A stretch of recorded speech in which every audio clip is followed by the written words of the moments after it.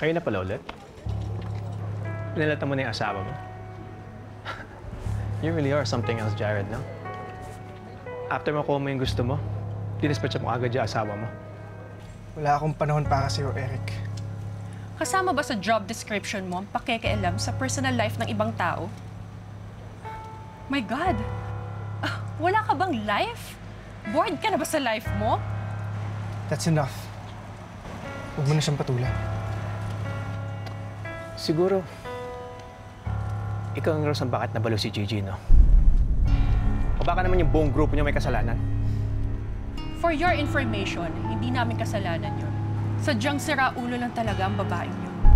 Dahil naluloka na siya para makisabay sa amin. Ang mga lumaking poor, never na makaka-cope up sa aming mga mayayaman.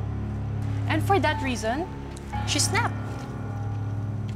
Hindi na kinaya ng utak niya. Nag-snap siya dahil sinagad niyo siya.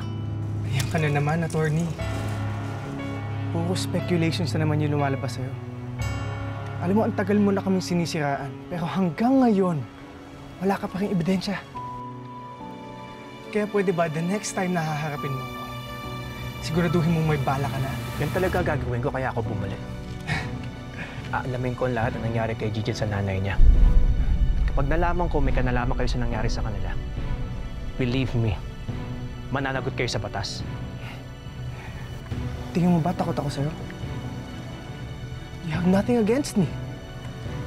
Against us. Then, if that's the case, then it's good. Get a hobby, aside from Gigi. And get a life too. Let's go, Blair.